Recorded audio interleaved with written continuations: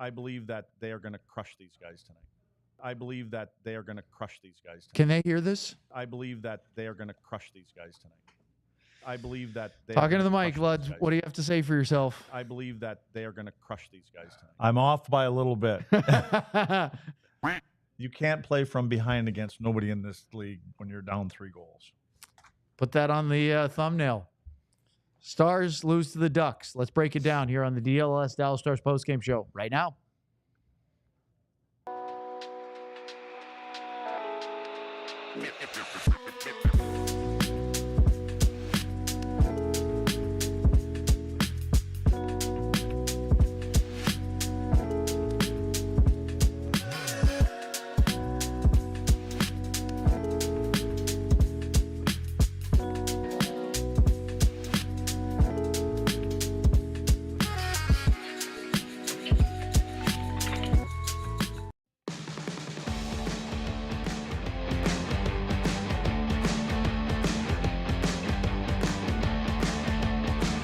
Well, all good things must come to an end, and so does the Dallas Stars' winning streak at American Airlines Center. Alongside Craig Ludwig and a little bit later, Sam Nessler, and our producer, John. I'm still having a bad night because I'm a Bruins fan, Anderson. I don't know. I'm Owen Newkirk. I know. I was seeing if I could chirp some of our diehards in the Discord, and I was going to be like, "Oh, you guys are losing to a horrible team tonight." And then I opened the Bruins score, and I was like, "I need to be quiet." Yeah, well, it happens to everybody. Nobody's going to go 82-0. Stars weren't in that battle anyway, although we had that first couple of games. Remember when our GM Ben was rocking 164-point pace? Yeah. That seems like a long time ago now, doesn't it? That's a pretty dumb statement, wasn't it? It really was. But hey, fans have passion. Well, as you heard, my esteemed colleague. I believe that they are going My to crush prognostication was not very good. I just Owen just taught me that word. No, you knew the word. I You just knew the weren't word. sure I just to didn't know say how it. to put it together. I believe that they are I going to like that you have the. You can say nuggets. I was going to say the chutzpah, but yeah, I like that you have the Cojones. stones. Yeah. The cojones. Cojones. Oh, you want to go Spanish? Okay. I like the fact that you had the stones to say something bold because that makes it for interesting. What are we doing? They're Television. going to crush the Ducks is bold. Well, I mean, could have said, I don't know, it's a trap game. Holy Like, smokes. I'm going to Mike. say it Save against some the picks for Sharks, the too, rest of just us. so you know. And I also said that they were going to hit 80 shots in these next 2 games, and they're going to still hit it. You might be right on that one because the Stars had tons of scoring chances tonight. The problem is that I don't think they started on time. And why do I say that? Well, because they didn't, especially early, which is how you don't start on time. 56 seconds into the game, the second scoring chance of the night, both belonging to defenseman Olin Zellweger. He scores at the 56-second mark, his 4th of the year from Ryan Strome. And Luddy, break it down on this one for me because this was not a good goal to allow, especially because there wasn't a screen or a deflection. But, okay, so breaking it down, what had happened, and I talked about it in that little clip that John put up there, is prior to that, Robertson goes down into the offensive zone and gets pushed off the puck easily. It didn't come off of that play, but it resulted in a face-off in the Star zone. And we lose the draw clean, but when Zellweger gets that puck, and as soon as he goes to take the shot, the puck stands up. And it's flat on his stick, and it's one of those knuckle pucks. And so I kind of let DeSmith off on that one because it looked like, because we had a good shot from the back, and it looked like he was in the right spot, and it looked like just at the last second, it dips like it looks like a couple inches, and it goes down just underneath his blocker. And so, they're tough. I know that they're tough saves, but I mean, from that distance, if it's a normal shot, I think he saves it. So that one I'm giving him a pass on. Did you see, we were up in the press box, and Robert actually saw this first, and then Sam clipped it off of the Victory broadcast. Yep.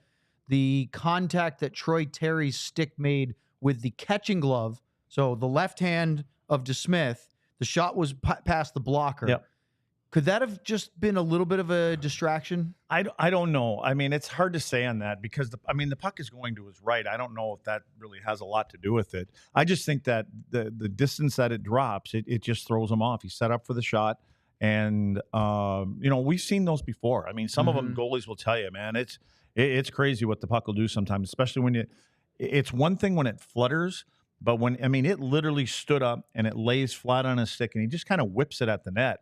And then it does what it does. And I'm not saying that Jake Ottinger would have stopped it and that Casey didn't, but that's why one of the reasons why teams like 6'5", 6'6" goalies. Casey's my height, 6 feet, and that's not short by normal human being standards. But for NHL goalies, 6 feet is on the lower end of things. Just doesn't take nowadays up as much net, yes, as a guy like Otter would. And Ottinger, Vasilevsky, anybody, Ben Bishop, anybody that's huge, it might hit them even if they're not making the save. They might just have that space taken up. So they get the early goal. That's not the great way to start. 5 minutes later, Ducks score again. This time it's Brett Leeson. 5:44 the time of the goal.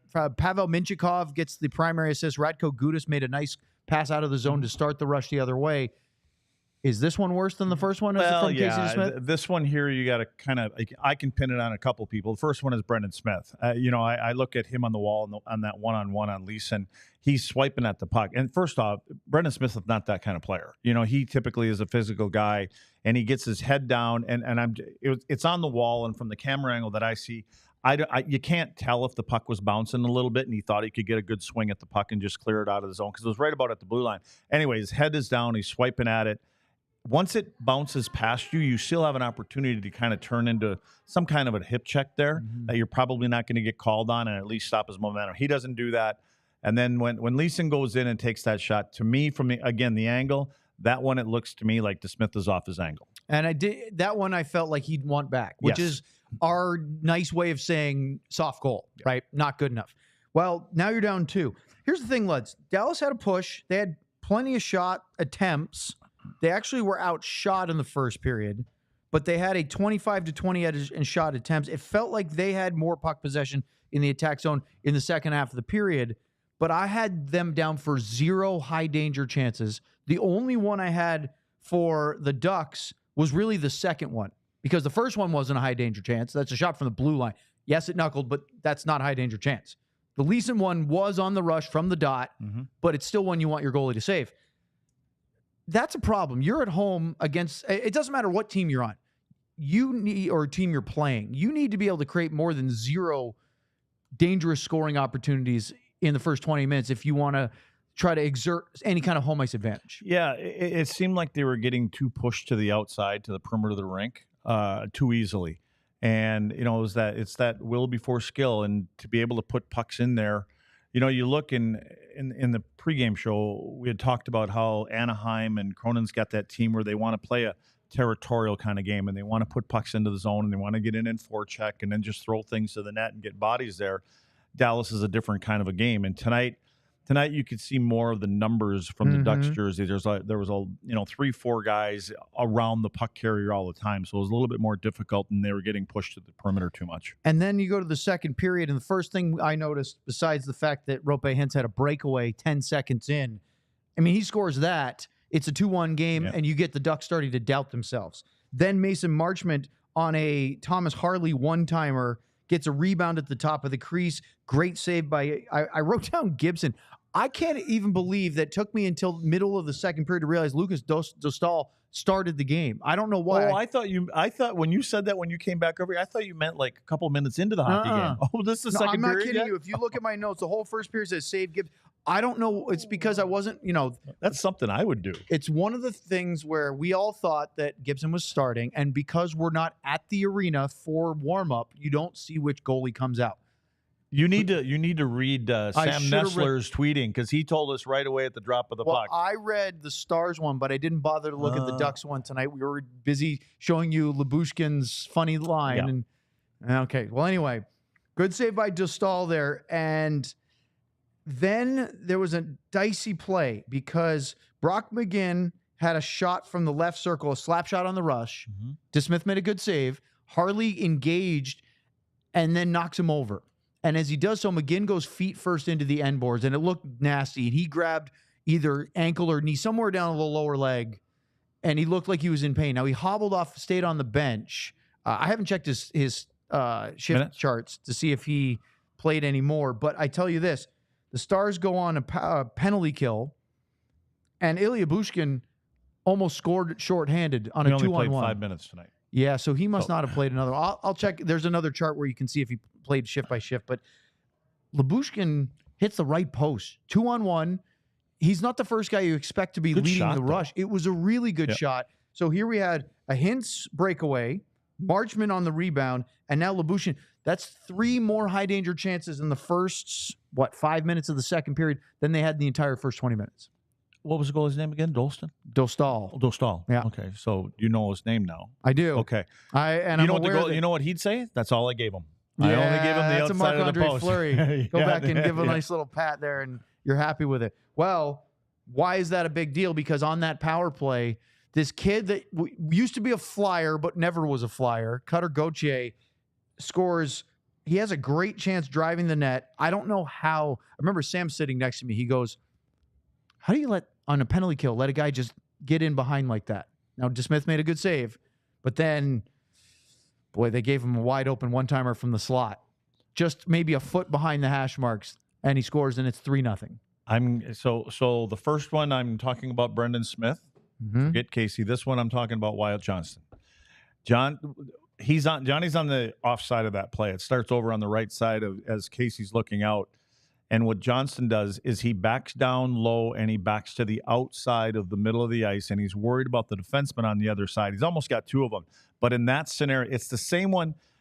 Wyatt got a chance on the power play in the third player from the slot. I'm sure you were going to talk about that. That's exactly where Gauthier shot that. And so Wyatt needs to know, from the other side of it, that's a little bit more dangerous than the other spot. And he just backed away from Gauthier. And the one thing Gauthier we know has is a hell of a shot. And he ripped it. And it was a clean one-timer. So it's 3-0. Tyler Seguin then gets a breakaway later on in the period, hits the crossbar squarely. It goes almost straight down. It came a little bit out from the goal line, but it wasn't far from going bar down and in. And then they gave up a Troy Terry 2-on-1, and DeSmith made a really nice save. That was the last high-danger chance. But the Stars created 4 really good looks in that second period. They outchanced them by my count 11-5, and they got beat 1-0 in that period, 3-0 for the game. Yeah, and it kind of felt that was that kind of a game, right? And they got their opportunities. As you said, they were a little bit too on the outside in the first period, got their opportunities in the second. But again, it's about, regardless of where teams are in the standings, and you start chasing teams, whoever they are, and you're down by 3 goals, it's an uphill battle. Well, you go to the third period, and there's a lot more to talk about. So let's get to that next here on the DLS Dallas Stars postgame show. Well, then let's talk about some Herman Marshall, Dallas County's first legal distillery since the repeal of Prohibition. Located in historic downtown Wiley, Texas is proud to partner with Guns N' Hoses Foundation of North Texas on a single barrel expression of its signature straight bourbon whiskey. The Guns N' Hoses Foundation is a nonprofit organization dedicated to providing immediate financial assistance to the families of fallen police officers and firefighters lost in the line of duty. They're built from the grain up through family, fellowship, and friends. So, for every bottle of single-barrel straight bourbon whiskey, Herman Marshall donates 15% of its revenue to the Guns N' Hoses Foundation of North Texas for those who went before. So stop into your closest goody-goody liquors and other fine retailers. Let's talk about HelloFresh. With HelloFresh, you get farm fresh, pre-portioned ingredients and seasonal recipes delivered right to your doorstep. Skip trips to the grocery store and count on HelloFresh to make home cooking easy, fun, and affordable. That's why it's America's #1 meal kit. You can make the tastiest season this fall by using farm fresh produce, easy autumn-inspired recipes delivered right to your door by using HelloFresh. HelloFresh delivers all the pre-portioned ingredients you'll need to make easy homemade meals. All the proteins, veggies, sauces, spices, and more arrive in your box along with simple instructions that walk you through each step in the cooking process. You can whip up tasty restaurant-style meals in your own kitchen without the high price tag of takeout and less time it takes to get delivery. You get to choose from tons of different types, and Choose the meals that you like, whether it's fit and wholesome, quick and easy, vegetarian, classic. There's all sorts of things you'll like from HelloFresh.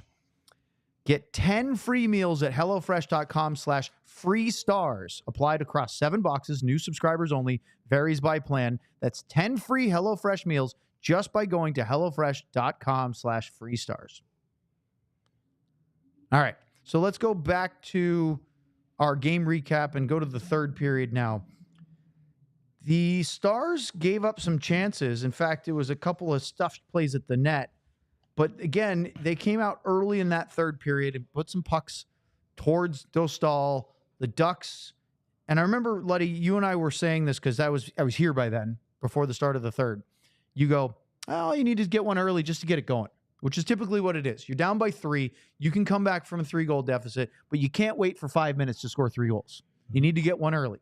Well, they did that, as Lindell scored his second of the year from Maverick Bourque and Jamie Benn at 3:31. Get one in the first 5 minutes. This one makes it a 3-1 game as Lindell scores in the slot from Maverick Bourque, who I thought, and I know they didn't play well at the start of the game as a team. They're losing to a Ducks team that is not great this year, and nobody's expecting playoffs or anything like that.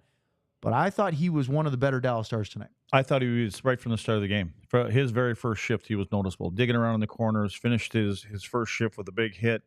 And on that particular goal, it started with me with Jamie Benn when he came in at the blue line on the Ducks side of the rink, right in front of their bench. Stepped around the defenseman that tried to stand up on him. Jamie kind of gathers himself, takes a look. He finds Bourque on the far side of the ice, and Bourque makes a perfect pass to the middle of the ice. So, and you know that's what happens, you know, in the start when the game gets going and you know you're down by a few goals and guys got to start jumping in. And I think we see Essa get involved a lot more when the guys are down. You know, they're down a couple goals, but that's what you're supposed to do. You have to find the right chance, and he finds the right opportunity and doesn't make a mistake on it. Leo Carlson had a good look from the left circle on an entry rush, ripped it across the body of DeSmith. He hit the right post. That post on both ends of the rink got some work tonight. Yeah, it was. They're going to have to get the paintbrush and the buckets out tomorrow morning and fill up some of them dents. There was a great close-up by Victory Plus tonight. They showed the Lyubushkin and Seguin that happened in the second period, the marks on that crossbar. Yep. You could see the Seguin one. Lyubushkin was a little bit closer to the elbow, the corner. We were listening to the radio. The signal went out on us here for a little while, so we were listening to the radio. One of the benefits for me huffing back and forth between our studio and the American Airlines Center is at least if the TVs go out, the game's still going on in front of it. So Carlson had that chance, but then Stars had a really good sequence where Sam Steele had a tip play at the crease. Dostal made the save. Then Oscar Beck had a backhander that went off the goalie's pads. Then he collected it, Luds, wide of the goal, threw it parallel to the goal line, hit Dostal, came out, and Dodonov is wide open, and he pushes it wide left. Those are the ones that you know, and you know that you're sitting in the car tonight and you're driving home, and that's the one you're thinking about. It pulls us into that goal, another goal down. So they're tough. It was one of those kind of nights. I mean, there was some good. That's why when you're talking about all the posts that you hit and the ones that got away, and unfortunately, the old cliche is, you know, you can't play 35, 40 minutes at a hockey game. You got to try to play as close to 60 as you can. Well, we were, you know, after the first one, we kind of said, okay, well, if you know, next. Got to get it by the 6-minute mark. Get that number. You said number 7 minutes. You get that one. You got a chance for 5 minutes to go to try to tie it with one goal. Well, Frank Vetrano got a breakaway. That's not going to help things, except for DeSmith made a really good save. You know, for the fact that we had a couple goals that we weren't real thrilled about for Casey DeSmith tonight, he also made some very good saves. Yeah, he had to be good at times. Yeah, just not early enough in the game. And that is something that happened has happened quite a few times with Jake Ottinger this year. Remember the Edmonton game at home? They came out flat. He made some good saves, allowed the Stars to get in the game without being down a goal. And they've relied a little bit too much at times. Not every game, right? I thought they played really well against Minnesota. Jake made some good saves. But there have been times, especially early this year, where it kind of feels like they need their goalie to stand on his head early to allow them to get through that sleepy start. Yeah, you know, it's got to be hard. You know, you don't get into that rhythm of playing a lot of games. And I think he had a scheduled start, right? And then Jake went in when we – well, I guess the Winnipeg game, right? Yeah. And so I think there was a little more time in between. And so I don't know. I think that – and it's hard being – I say this all the time for these guys. I mean, you're all the practice and you think you're going, and then you don't get that opportunity, and somehow you gotta. But that's the life of a backup goaltender. They're supposed to be ready, and that's part of their job. And then after Duchene put a wrist shot wide on an entry, which wasn't wide by much, he gets a rush chance and scores a gorgeous goal. I mean, it was beautiful as he gets past Minchikov, goes to the crease, and then forehand, backhand, toe drags in front of Dostal right at the crease and scores on the backhand. It's his 10th of the year, leads the team. Seguin and Marchment, the assists came at 12:08, so they have just under 8 minutes to go. That's within the range that you wanted to see. Mm-hmm. But that's high level elite stick handling right there from Matt Duchene. All I wrote down is great individual effort. It's just when you look at that and then you see the review again and you're like, well, there's nothing else he could have done there except grab that puck and take it by himself, and he dances one guy and gets to the front of the net. We've seen him do that so often, and he's got those hands when he gets in tight. Where I don't think that goaltenders or anybody else, he seems to be able to pull it into his feet almost and then just kind of dance around, keep control of the puck, and then he has to make another move to make sure he gets it past the outstretched leg of not Gibson. Very nice. I deserve that one. It's a great goal, and now Dallas is down by 1. They have a shot. They're in this. The crowd is up. If you can just feel the confidence shaking from the Ducks, except a couple minutes later, they get the goal that stems the tide and ends the game because Jackson Lacombe at the right post takes a pass from behind the net, and it's just enough to make Casey DeSmith think he's got to move off his post, and he scores near post backhand from Leeson and Cutter Gauthier. That's at 14:32, so 2.5 minutes after the Duchene goal, it's up to 4-2, and that was it. Because if you avoid that or any of those, and you get to that, even if it's 6-on-5 with 2 minutes to go, one shot could tie. They're doing 6-on-5. They need 2 goals. That's really, really hard. Yeah, I think the way that we would sum that up is that was the dagger right there. I mean, it takes all your hope away, and you don't give up, but you can just you look at the clock and some of the momentum you had, and you got to give credit to the Ducks because that last couple minutes, when Dallas has that extra man, they pack it in, and it kept Dallas kind of moving the puck around the perimeter for the most part of that what they had left. So 6-on-5, they're down 2. They only had 1 chance. You talked about moving around the perimeter. Rope Hintz got a redirection at the top of the crease. They got one interior. Dostal made a good save, but that was it. And I feel like that was a microcosm of the whole night where Dallas had chances. Look, if Hintz, Lyubushkin, Seguin, either one of those 3 chances goes in, it could have been a very different hockey game. But I ended up having 19 scoring chances, not high danger. The Stars had 4 high dangers in the third, but 19 from at least the edge of the home plate area in. But there weren't a lot of in tight in that high danger down low near the net. It was a lot of perimeter of the, sort of the fringe of the scoring area. The funny thing about that was that, and I mentioned it in the pregame show, this was the Ducks and San Jose coming up. They're the worst, the 2 of the bottom 3 teams in the league when it comes to high danger chances and rebounds and things like that. That Dallas wasn't able to get a few more whacks. It seemed like it was when they did, there weren't a lot. It was like a lot of one and done. That's yes, very much so. Getting in there and trying to get that second and third one. But sometimes that comes from when you're a team that scores goals. You kind of think when you shoot the puck, it's going to go in the net, and the other guys that are standing there going, this is so and so, it goes in the net. And when they don't, you're kind of standing there. And again, that's kind of what the MO of this Ducks team is they try to pack it in and make it difficult to get inside on you. So, to my defense, the reason why I thought John Gibson was starting, because nobody from the Anaheim said anything differently, and John Allers, who's their TV play-by-play guy for the Ducks, asked Pete DeBoer this morning if Pete going through his appendectomy in the preseason made him appreciate more what Gibson went through. And Pete said, oh, yeah, absolutely. And he talked a bit about how many doctors and he's getting it done and how many different people and specialists were in the room, and goes, this is not some minor in and out outpatient thing. This is serious. So we're all thinking, well, okay, they asked a question about Gibson. Of course, it's why would you ask Gibson if he's not playing? And anyway. So wait a second. When did you finally realize Second period. But you were at the game. At the game. And you were sitting up in the press box watching the game. Watching the game. Dialed in on scoring chances. Not literally. Yeah, exactly. That's it. I wrote Gibson's name way too many times. It's embarrassing. So speaking of writing, I went through my stuff.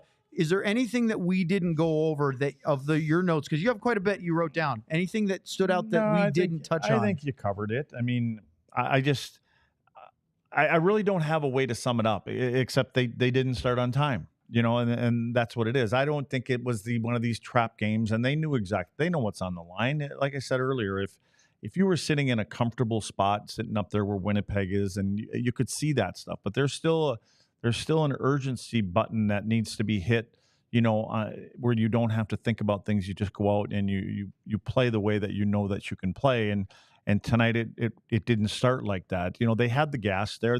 I just thought, again, I think of guys like Robo, and I've been hard on him about that, about being able to get a little bit more interior at times and get those second and third opportunities. And when you've got a goaltender that's playing that well, you have to make them uncomfortable, and you're not going to make them uncomfortable by shooting from outside those good scoring areas. You got to get inside. And we saw one tonight where Jamie right on top of the crease, and he bumped him a little bit, and the defenseman pushed him in there, but there was nothing there. But you have to make it more difficult on him to look around, and he gets bumped and he falls down. Then he's got to struggle to get up, and without taking penalties. And so I just think that was a little bit more than was needed tonight. So of the guys that I was tracking, obviously we talked about Maverick Bork. He was big. Mason Marchment had 5 quality chances. Harley actually stood out to me. He and Bork were 2 of the higher ones in the first period.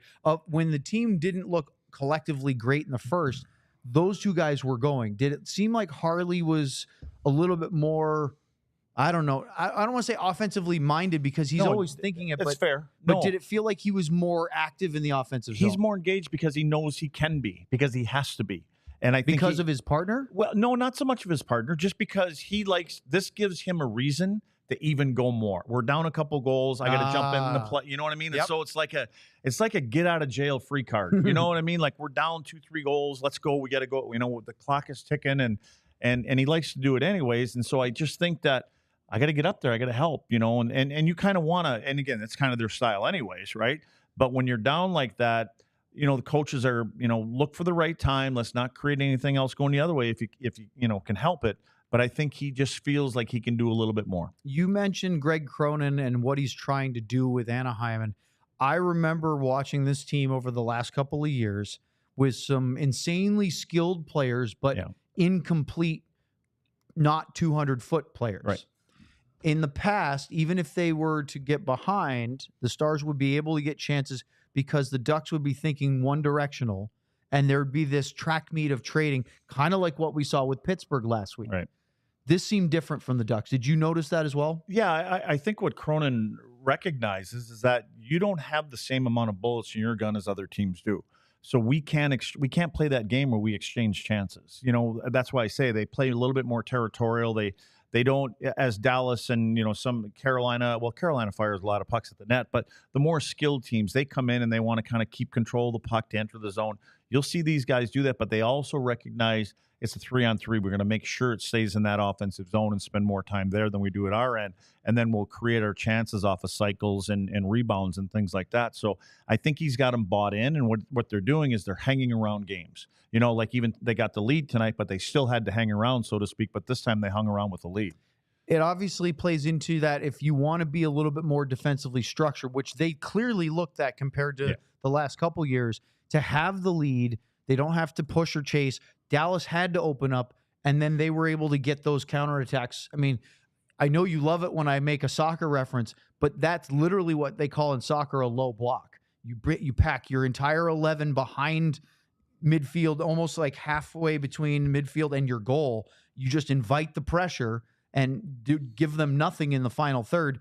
As soon as they turn it over, counterattack. Yeah. And you expose them because they're starting to throw bodies forward. I think, and some coaches would say you're just waiting to get scored on. Yes. You know what I mean? Like that's the other side of the coin, and that's where we've seen a lot of teams now just go on the offense, because it used to be, it kind of still will be for me. I mean, offense wins games and defense wins championships is kind of the way that we think about it, and we get into playoff time and things got to tighten up. So it's not like a light switch. And so I think teams want to play the same kind of style that they believe in the playoffs, because there were teams like back in the day, there were teams that we would see in the last 10 to 15 games of the year that we played all year long. And all of a sudden their systems would change where they're going to tighten up. And the philosophy of the teams that I've been on is like, this is how we're going to play in the playoffs. So why wouldn't we play 82 games just like that? Because we believe that this is what's going to win the championship for us. Why not get used to it? Why not just so it's automatic? Yeah. It's just muscle memory. You do the same thing. Now that doesn't mean it has to be all defense. I'm just saying, if like we look at Florida when they won the Cup last year, they're not an all defensive team, but they do a little bit of everything really well. Well, the Stars find themselves having to pick up themselves off the mat after losing to the Ducks tonight at home. It's their first loss at the AAC. It's a 4-2 final. We'll have more reaction from our own Sam Nestler in our final segment. But up next, it's your chats, super chats, and more on the DLS Dallas Stars postgame show.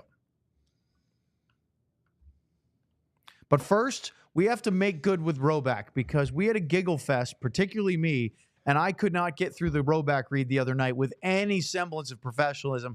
Completely lost it. This guy didn't help, but I'm taking accountability because it was my read. Well, Roback Activewear, it's quite simple. Best fit, best feel. The quality of the gear just speaks for itself. Their performance polos perform better in the heat than any other polos. They're moisture wicking so the polo won't stick to you, and they have such a nice stretch you feel like you're lounging in your pajamas.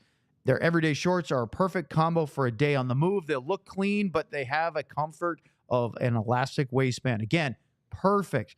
With fall in full swing in most places, what better way to gear up than by adding one of their incredible performance hoodies to your closet? I love shorts and hoodies weather. They're the softest items we own, and you won't want to take them off, even when it's warmer in Dallas. Trust me. So, if you want the perfect blend of comfort, style, and versatility, why wouldn't you? Use the code DLSSTARS20 on Roback.com for a generous 20% off your first order. That's spelled RHLBACK.com. That's RHLBACK.com. 20% off all polos, hoodies, and shorts with the code DLSSTARS20. Make sure to check them out, and they will have you ready for whatever travels or activities you have. And now it's time for Sleeper. Well, I want to chirp John, but he's helping me out, so I should probably be a little gentle with it because, listen, for Sleeper, it's the best fantasy league platform out there. Put your puck knowledge to the test by picking whether your favorite or least favorite players will have more or less than their projected stats each week. John was helping me with the line I suggest. He said tonight, well, there's a football game going on as well, but he said the Lions are at the Sharks. Well, he's partially right. It's the Detroit Red Wings at the Sharks, but they're underway now. I'm on Macklin Celebrini to record more than 2.5 shots on goal. With Sleeper, the more picks you combine, the more you can win, all the way up to 100 times your money. If you think you have what it takes, download the Sleeper app and use the code DLSSTARS to get up to a $100 match on your first deposit. Terms and conditions apply. See Sleeper's terms of use for details. Currently operational in over 25 states. Check out Sleeper today. All right. Time to get to the chat. I haven't even looked at it yet because I've been trying to be good and focused. Let's get to it. What do you have for us, John? To start, we've got Ardell with a little 6 who, I'm trying to think, who would be the best number 6? Remember, Alexiak wore 6 for a little while. Who's your best Dallas Stars 6 that you remember? Who am I missing? What was Trevor Daley? Daley was 6. Okay. I like that one. Trevor. So we have a little Daley and then Ottinger. He's also, you know who else is number 6? Oh, no, Bischel. it's right in front of us. We're trying to make a guess. He's got Bischel and Jake. Oh, what are we saying? This team needs Robo and Rope to produce points. Joe Pavelski, ding, isn't on the team now. You get paid to score. Figure it out 21 and 24.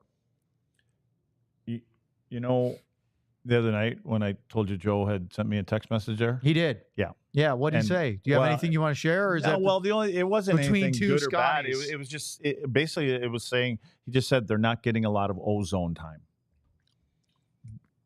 And I think what he means, sustained time. I have 2 thoughts on this. One, he's right, obviously. Yeah. 2, they aren't doing this year what the Duchene, Marchman, and Sagan line is doing, which is swarming the puck in the offensive zone, forechecking out of their minds, and creating turnovers on their back check before the blue line so they're able to recycle and go right back at the defense.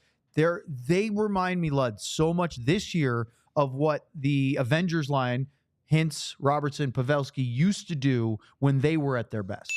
I don't seem to see either one of those guys or both of them getting interior as much as I'd like to see him speed, especially Robo. I see him more on the perimeter, and tonight coming up through the middle. Again, he could be overcoming that, and maybe he doesn't, have the strength or that extra gear that he needs to get there. But it just seems like it's difficult for him to get to those areas right now.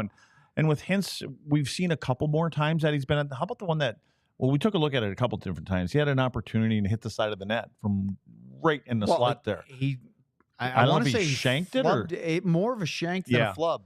Yeah, they're just not on right now. And I mean, he had the breakaway to start the second period. Good save by Dostal. I said Gibson at the time, but yeah. So I'm glad you brought up Robo, because I talked to him today, and some of what I talked to him about, I asked him off the record because I wanted to get. Well, that's off the record at the rink.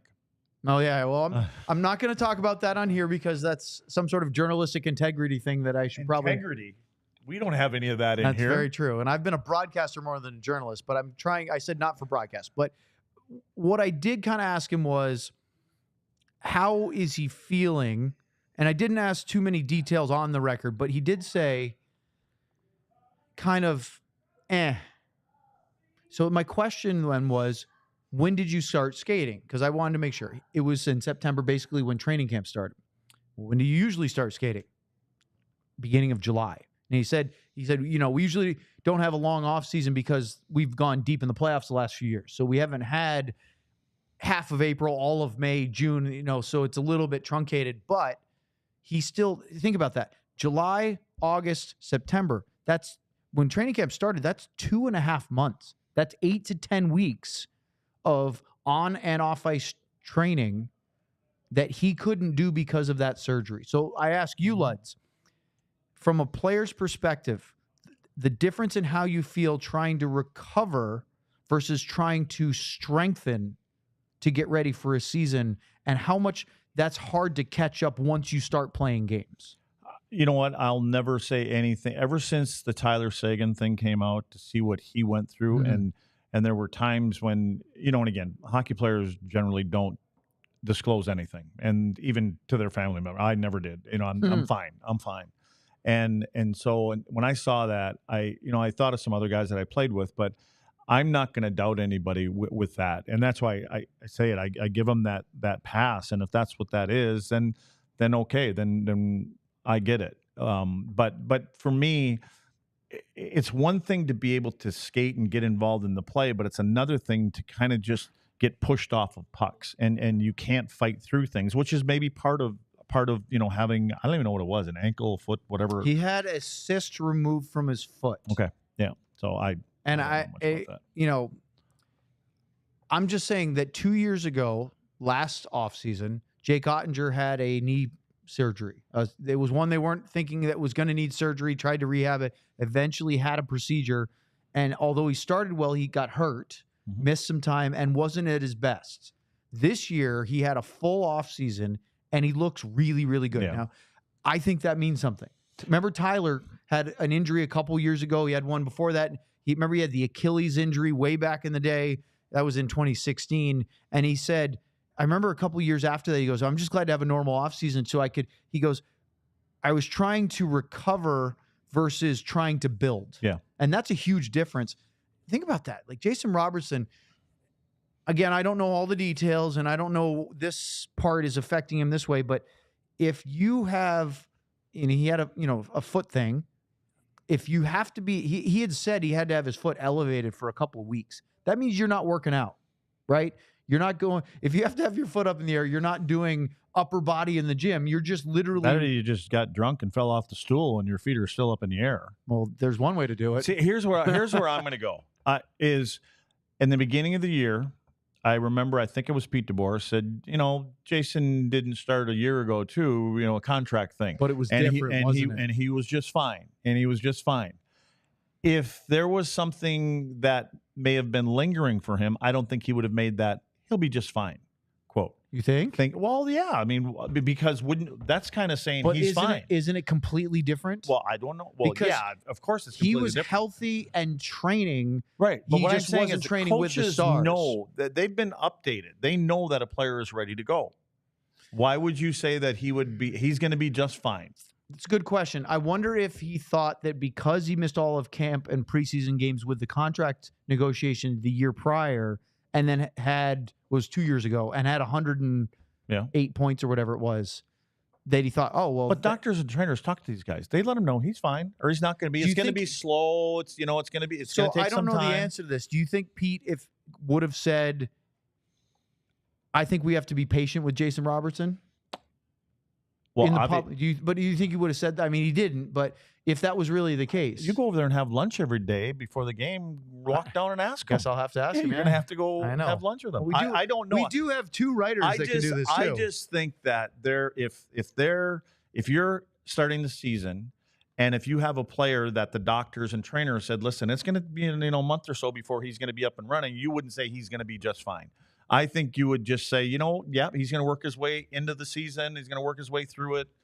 So because one thing Pete doesn't do is he doesn't throw his players under the bus. Right. He protects them.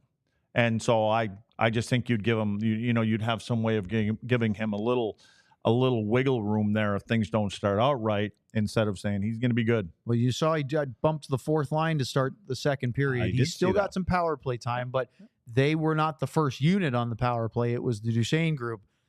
And they put Wyatt up with Hintz and Dodonov. Robertson ended up playing on the fourth line, which, by the way, in the first period was going. Mm-hmm. But that was more of trying to get somebody else going. Sending a message, maybe. Yep. And I don't know if it worked. Well, they didn't score any goals in the second. There's another team that he can get going in 48 hours from now. So let's look a couple of these chats that I thought was interesting. Jason writes in, what time tomorrow do the Bruins announce who is the interim coach? John, we'll let you take that one. I don't know. I did say I believe I turned my laptop to you, Luds, at yes, some point you did. tonight, and I said, well, Monty's done. Lane said, Mav and the fourth line look great tonight. I agree. I thought they looked quite dangerous. And that's the thing to me, Luds. They were winning their one-on-one battle with the Ducks fourth line head-to-head. Yeah. And he got elevated. He got thrown a bone a couple times tonight. When Robertson got dropped to the fourth line, Maverick got moved to center the line with Stankoven and Benn, which, by the way, was how they started the regular season. And then Bork didn't look great, so then he got eventually moved down because it wasn't working. He had 5 shots tonight. He won, I think it was 5 of 7 or 8 of his faceoffs. Yep. He made some nice play. I thought he was strong. I noticed him in the corners. I noticed him in the front of the net, so there's a little more compete in him tonight. So hopefully this is a stepping stone for Maverick. Jason L. wrote, great seeing you, Owen, at the second intermission. Jason, that was I was actually on my way here so that I could hang out with Luds and see the third period and not miss it before the postgame show. So I literally bumped in him in the mid-concourse. He goes, hey, how you doing? So, you're a man of the people, aren't you? Well, yeah. See, there's Jason. I saw him. He gave me a big handshake. It's nice to see him. It's nice to have good fans. He's in our chat all the time, too, so that's great. Oh, yeah? I can't even say that. Optimus Prime, but it's not Optimus. It's whatever. Said Otacomus. Okay. Should we go back to blaming Dumba on this one? I thought Dumba was good tonight. I didn't. You said an interesting thing to me about his skating. He can skate. And he can skate. Well, tell them what you mean by that.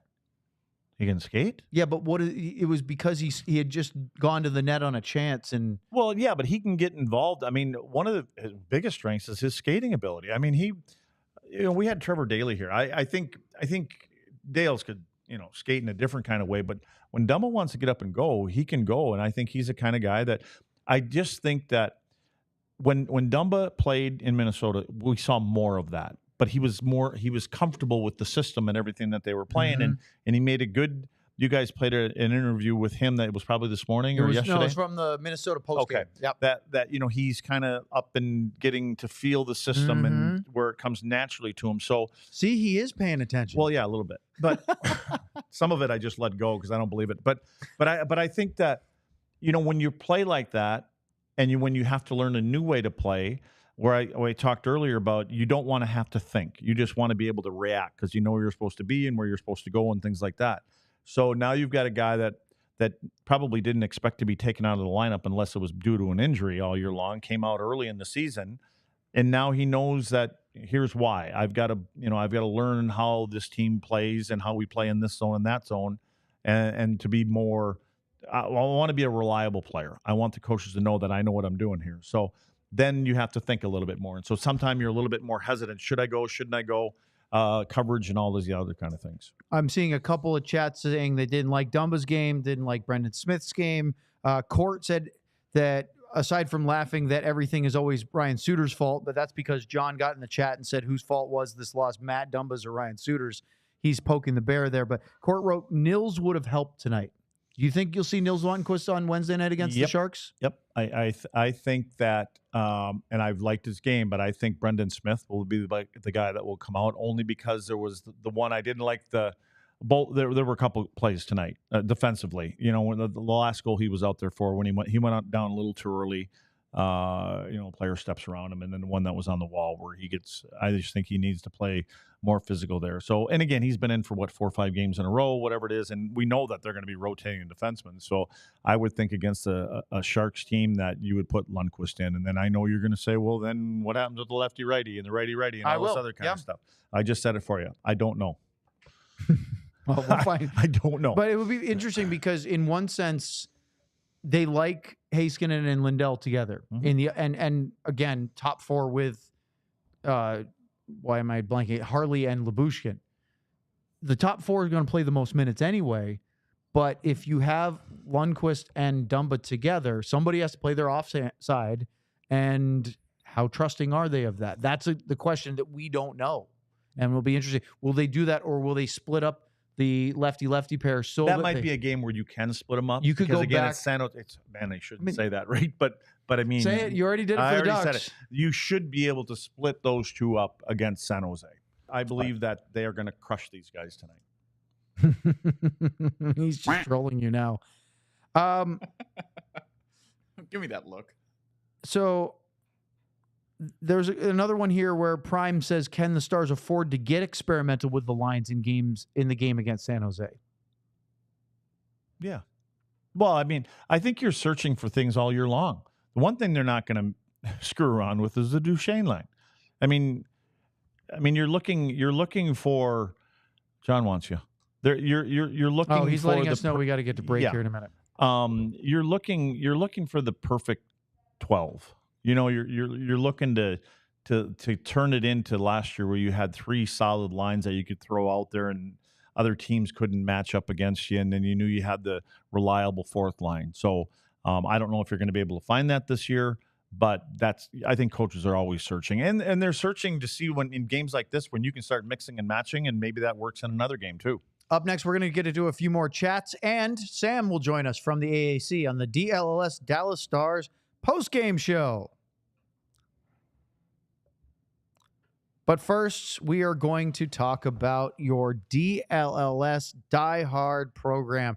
Actually, before you even do that, we love your support. If you are enjoying our show, which I would hope that you are, you tune in. That's step 1.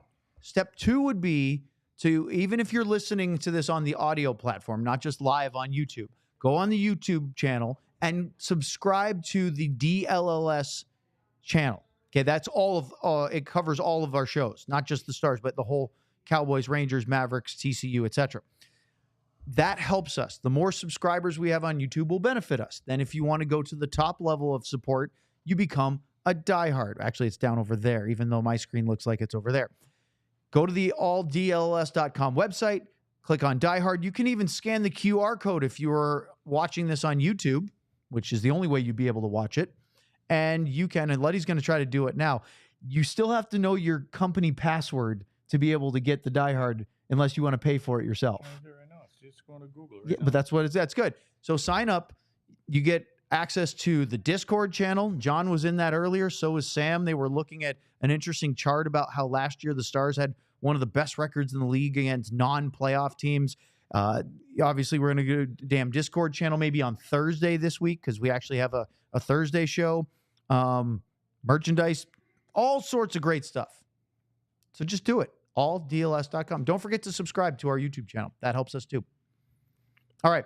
Before we get to Sam, and is Sam ready to go? Sam has not connected yet. Okay. Well, I have a couple more in the chat I want to get to anyway. Well, here's one. GM Ben, what does Luds think about the new Ducks sweaters? Was he okay with the orange lids tonight with the road whites? I was okay.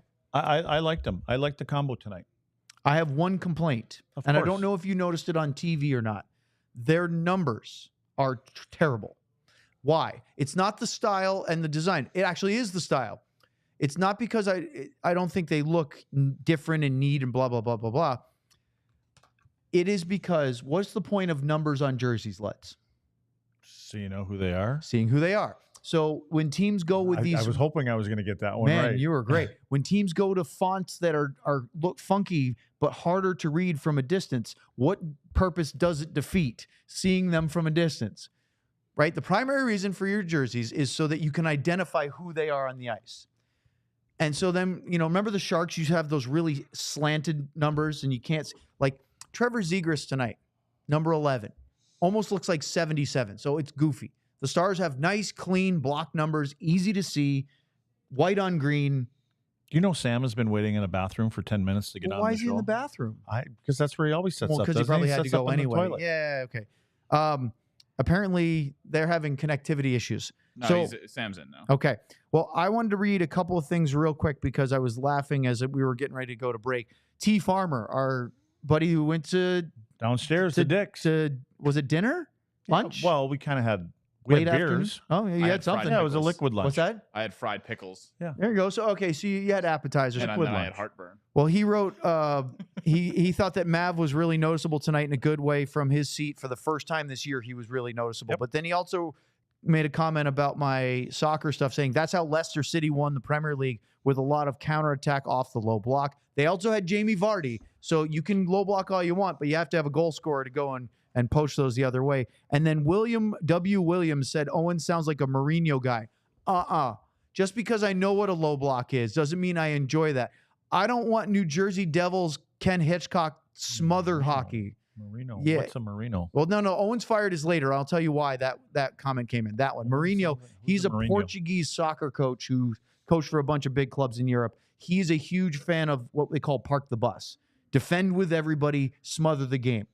I like offensive soccer. I like go at it hockey. But coaches don't like that in the playoffs because it's hard to win like that. Well, you open yourself flying, up and right. yeah. I would have loved if for a couple reasons, the 2016 Dallas Stars, that great offensive team, Patrick Sharp, Ales Hemsky, Jason Spezza, Sagan, How'd that work out? they lost in the second round at home because their goalies couldn't stop a beach ball. So But- then you know what you do is you don't play that kind of style. Well, if they had won the cup that year, the league might have gone to more of that, which would have been fun, high-flying hockey. What's that saying? If my aunt... Yeah. Well, the reason why William said I was fired was because we were talking about number 6, and Ardell jumped in before we even got it and said, Liam Bischel, you mentioned Trevor Daley, and then William goes, also Daryl Sador, and then wrote Owen's fired because we didn't think of Sador. Was he always That's 6? bad me. I was thinking 8, but yeah. So, Was he? and then he said JK was mostly 5. Was Sador 5? Oh, that's it. 5. Yeah, so I was fired because I didn't get the number right, No, but Sid he was wrong. 5. He was never 6. Oh, That- maybe he was 6 somewhere else. Yeah, maybe, but L.A. or something like that. Where do you go after here? I don't know. and by the way, Number Can we say hi to Sam now? let's bring Sam in. Thank you. But I want to bring that Does he up. have any decorations up? Oh, yeah, he does. He's hung some flags in the back. Hey, what's up, Hey, guys? Sam. Look at that banner, Luddy. You had a part to play in that thing. No, not that Nope, one. The other other one. way. There, that one. One of these things is not like the others.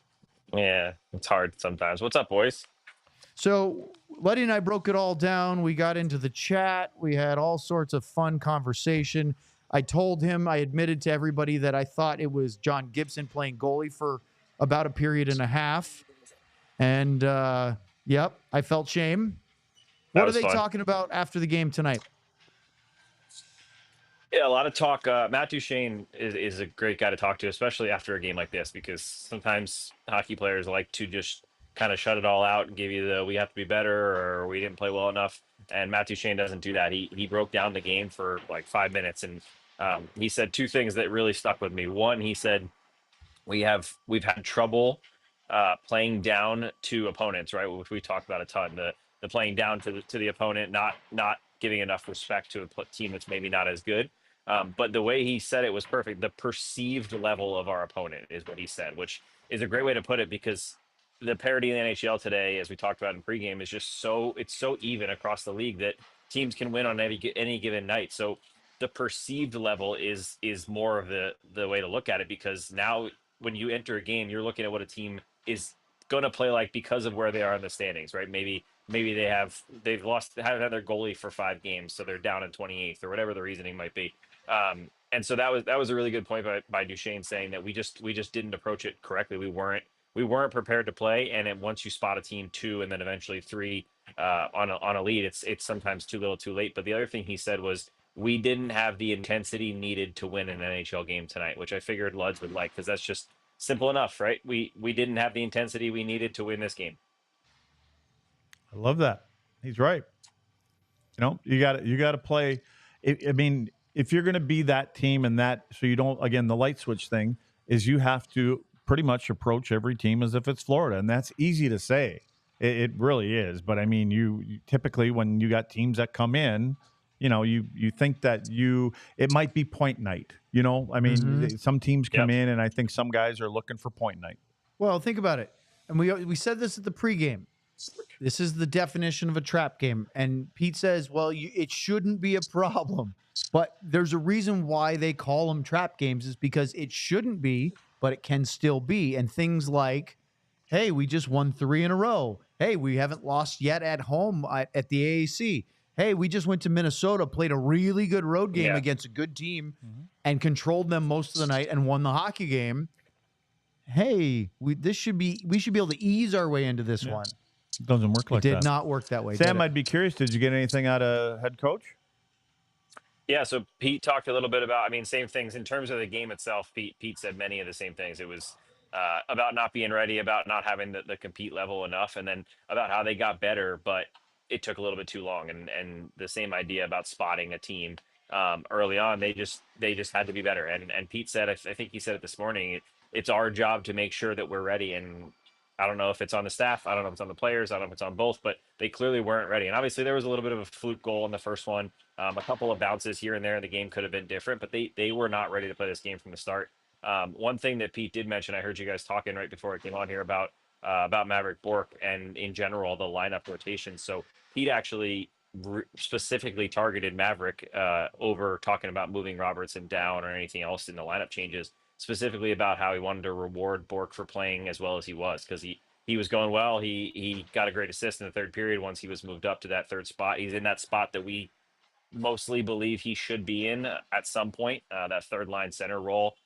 So he looked really good tonight. And I think Duchene talked about it specifically. He actually kind of accidentally confirmed that Bourque was dealing with a groin injury, which we all kind of figured might be what the situation was with how they were approaching it, and how, when he was sore and he was pushing on it too hard is when he made it worse. But he said that it took him a long time, and Duchene said he has a ton of respect because Bourque just kept pushing through, and now he's starting to see the ability of a player that 100% trusts his body and isn't constantly thinking that I might push this too hard and injure it again. And I think that was important. I'm really truly excited. I was excited to see Bourque to start the season. I'm even more excited now because I feel like he's really gotten to the point where he is mostly caught up injury wise, and now he can just kind of play his game and adjust to the NHL. It's almost like he was asked to, adjust to the NHL, play in a bunch of different spots, be a healthy scratch, play off an injury. It was a lot to handle for him in his first year pro. So I'm excited to see how he goes going forward now.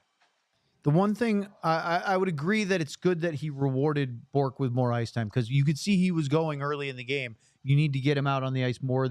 Although I feel like I noticed the fourth line in general was playing well. Here's the thing. That can be true, but Luddy, if you were going to say who are you going to drop off your top line to give Maverick Bourque some extra minutes, you probably wouldn't have first thought Jason Robertson, right? The easy call would be... Why not? It would be... Well, no. In a vacuum, not because of current play, but at the beginning of the year, we thought it was going to be Robertson, Hintz, and either Stankoven or Wyatt. So the easy one would say, oh, well, if Maverick needs more, you just bring Dodonov back down. That's the move you make.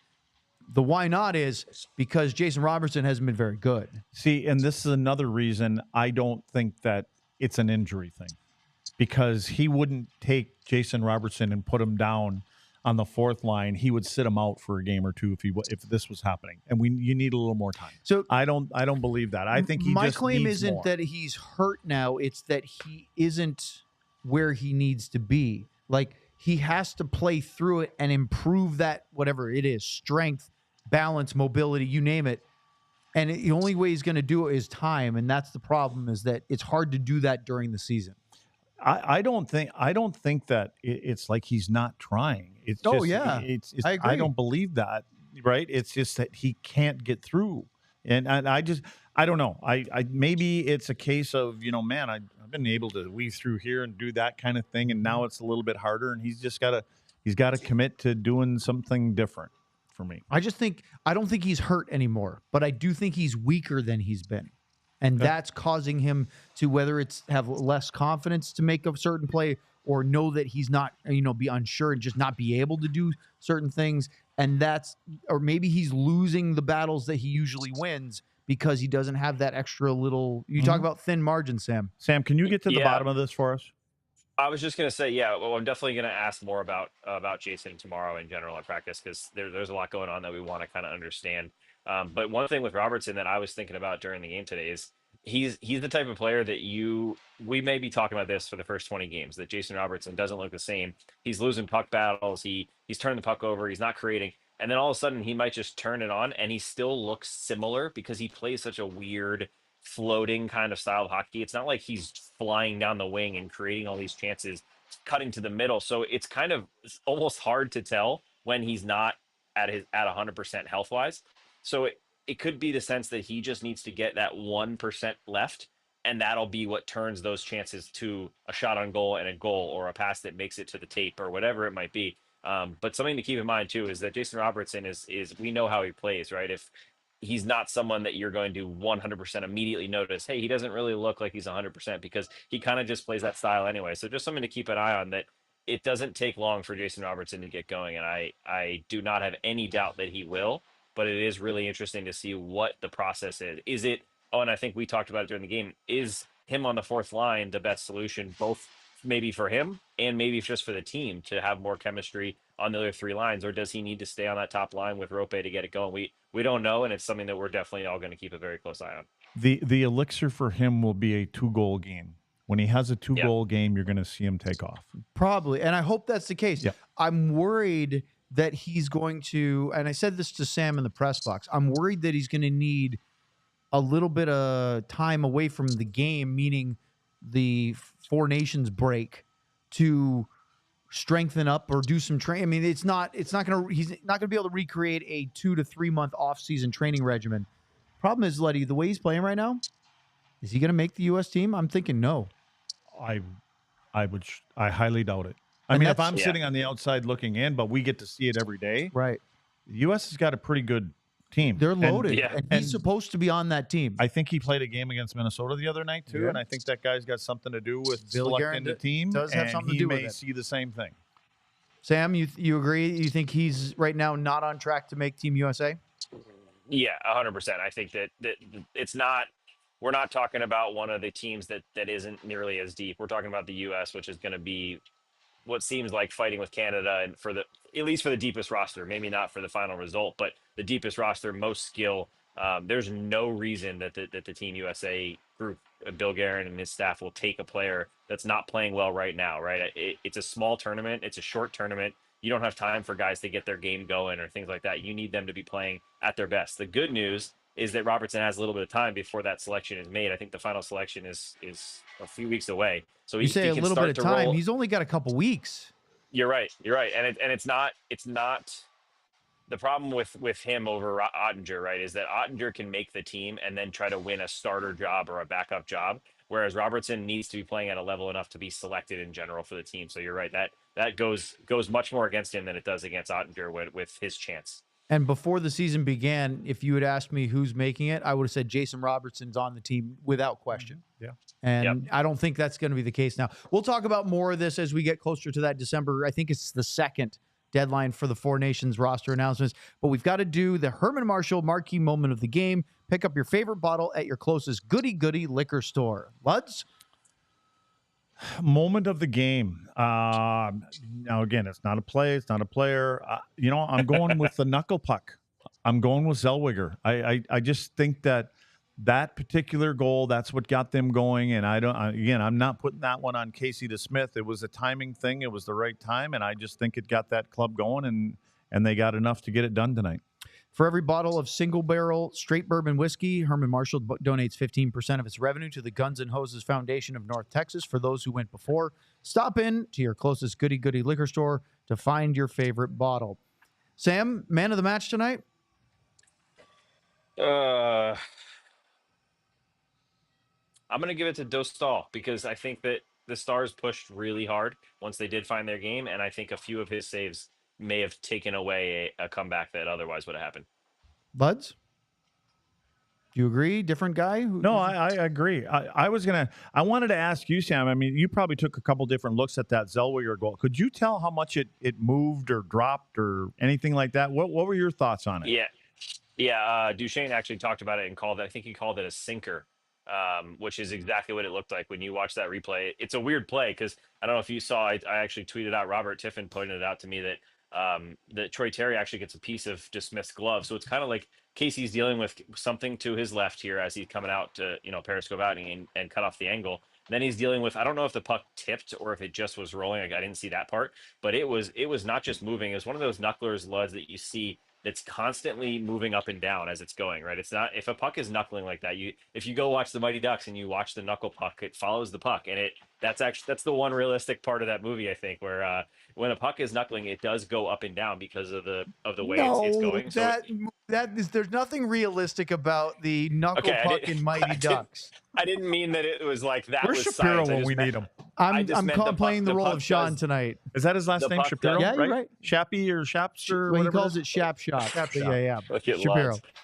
Lud's not knowing people's names is the funniest part. But no, the puck definitely did dip at the last second. But the weird thing about that play was that DeSmith, I got to ask him about it because he wasn't close. Right, if you look at the replay, it's not like his glove is here. It's not like his glove is here and it goes under it. He's on the other side of the net when that puck goes in. So I don't know what he saw or what happened, but I'm really curious to get that from him tomorrow. Who took the face off, by the way? Do we remember? For the Stars or for the Ducks? Stars, because it was lost clean. It was a clean loss. It was clean. It was the right circle offensively, so it was probably Duchene because Duchene. So you don't know? Oh no, you're 100% right. It was. Because I went back and looked. I'm guessing. I don't know. Well, we'll give him a pass too because he's pretty good. He scored a goal tonight, so he's good. He got it back. He evened it up. I totally agree. I think Dostal was the biggest reason why they won the game. Obviously, getting the lead really helped. But when the Stars pressed, and they had some big ones, and also the crossbar, give the crossbar some love tonight. It stopped Seguin and Lyubushkin on a couple of big-time chances. The post denied Leo Carlson of a big chance. There were the iron was involved tonight. How has Tyler Seguin still not scored against the Ducks in the regular season? That was his 29th career regular season game against Anaheim. 29. I think he now has 16 assists and is either a +1 or an even player. But if you look, it's not even close on other teams. If you look at his splits, his next closest one in goals is 2, and that's 2 goals in 2 games against Dallas with Boston. So it's a wild stat. Obviously, he hasn't scored against Utah yet. So now it's Sam, 2. are there any other teams that Segi hasn't scored against? Nope, other than Utah. Utah now. So he scored against Arizona, but he hasn't played Utah yet. So technically, Arizona is not a franchise. So technically, it's 2. That's right. But he'll have his next chance February 4th when they go to Anaheim, and then March 18th they're in Dallas for the 3rd leg of this season series. I thought he was going to score tonight, and then he hit the crossbar, and it went down, and he didn't score. So, Sam, you mentioned practice tomorrow. It's going to be at Farmers Branch. So if you're watching or listening to this, they like to do one. I got to go lock the fridge. You think they know where that is? They'll get into our alumni room for sure. So you got to go defend that. It's at noon, right, Sam? Yeah. If I'm not mistaken, let me check. It's at 12 p.m. at Farmers, and that's no excuse, Mr. I live near the rink, to say, oh, geez, it's too late for me to Right get into the there. show. It's like a 15-minute drive from the rink to here. You did something similar last week when there was a meeting. You decided to go to some. Yeah, I know what that was all about. I would Yeah. like to point out that I did come into the studio after said practice for our show. Yeah, but we were supposed to be here at 9:30 in the morning. I wasn't the only one. All this guy of a sudden, yeah, right but there, he was over there too. always I, goes to practice. I get I paid go to to practice, go to as eh? much as I can. You go to zero practice. I don't go to any. What am I You going to used learn? to. No, I didn't. Yes, you I thought did. I thought you, I've never. definitely bugged you about Stars defensemen. That was just to back get in my the- skates sharpened or a stick or something. It wasn't for any other. Well, that's Luds, I thought you were going to show up tonight to talk to Beaker a bit. He was giving some guys some crap in the elevator on the way down after the Who game. was? Verbeek. Beaker. Oh yeah. I heard he. He was jumped on chirping him. me at the Yeah. at the candy bowl. So I mean, that's just normal, isn't it? Hey, who's taller? Everybody, Hey, were you in the elevator with Beaker? Oh, yeah, he was in the back, but he is about the same height as Heike, who I think is a tiny bit taller than me. So I think he's taller than me. Is he? I think. I mean, I didn't stand next to him. I have to double check. You want to text him? I'll meet him outside in I don't about know. I'm 10 gonna have minutes. a We'll shot. I want to stand show you this. I'm gonna have a shot. For This is not going to benefit the show, but somebody on social media sent me that photo today. Yeah. That's from a while ago. That's a little ball of hate right there. Yep. So I could show everybody, but it's going to be a small picture on the screen. So, yeah. So anyway, practices at noon at Farmers Branch. Just like up in Frisco, it is open to the public. That's part of why they do that. They like to try to go to a few of the Star Centers during the year and have a practice. I'm guessing, Luds, especially after tonight's result, that they will have a pretty full attendance tomorrow and probably see a pretty optional morning skate on Wednesday for the Sharks. Yeah, that makes sense. I mean, or just come in for some meetings or something like Yeah. that and get the guys engaged one way or another. And it's a tough time of the year. I mean, you got to find rest somewhere. Sam, Yeah. any final thoughts before we put this one to bed? Nope. Just still working through some of that Finland, Luds. I know you love that. They talked about Well, I was wondering, though, days, you know. I was wondering if you're going to say anything about my opening comment about how the Stars are going to crush the Ducks I believe tonight. that they are. You gonna didn't wanna crush these bring that guys up? tonight. I Play it did again, write that Doug. as They are going to crush I these did. guys tonight. I did write Ludstradamus on that one because I know how much You love can to lead tell with us when that you were tomorrow in your right. article. So Perfect. I'm just disappointed in you, Sam, because Sean explained to Luds the other day about the bucket of beer that gets brought up at the end of the game for the media when they come back from the scrum. And I thought you would have taken advantage of that to at least rub it in his face a little that what you could had at your disposal. But you didn't do that. It's true. I could have, but that would probably mean I'd have to drink that beer. If he'd So have had a it beer, really- he wouldn't be sitting upright right now. Yeah, it's not really He'd have worth. flipped over. He'd be you know, laying down on the ice. Okay. You gotta He's do the very- math. You gotta do the math. Got low There's about 12 tolerance. of them over here. Well, Sam will be covering practice tomorrow. We'll see if we can get him into the studio afterwards because we do have a 2:00 show tomorrow from the studio. We're in the lounge, I believe. Oh yeah. Yep. So it'll just be the three of us. Sean will be here Thursday for the show, and then I believe he's going to cover the game on Saturday against the Tampa Bay Lightning. Sam will be in Tampa as he goes on his first Stars road trip of the year Wow. to do the Lightning game on Saturday, and then next Monday at Carolina. They're going to have to pick up one of those games. Is Luds. Burns Steakhouse still open? You have to ask him. He's going to go there. Are you going to Burns Steakhouse? Oh, you don't know? I don't Listen, know. he's I a just got newbie on the hotel beat. room. You gotta. Did you get a per diem too? I've never even been to Florida. What's Ever? your per diem? Oh, my per diem is however much I have in my wallet at the time, Well, thank you, which Sam. is We- none.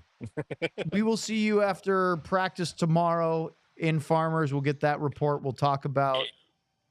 I was just gonna say, for everyone, come out. Those events when they go to the other rinks are really really fun. So come out, say hi to us if you're around, because that's a really fun time. I'm What excited time for is that. it tomorrow? Noon practice, which means you have a few hours to get that room locked He's up. going to try to find a way not to be here too.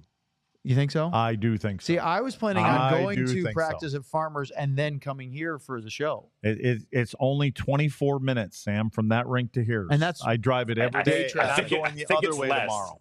I think it's less. I think it's less too. All right, well that will do it. We've gone Not over to the time. rink, not the Valley Ranch. I got to go to Valley Ranch. Every other show we do, Luds is like, guys, it's been an hour. Let's get out of Yeah, I here. know. Tonight So he's let's having go. fun. So thank you, John, our producer. We'll be back tomorrow for our show at 2:00.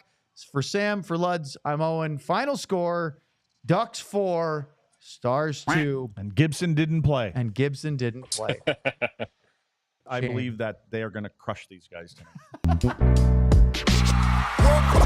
We all silly like the mayor.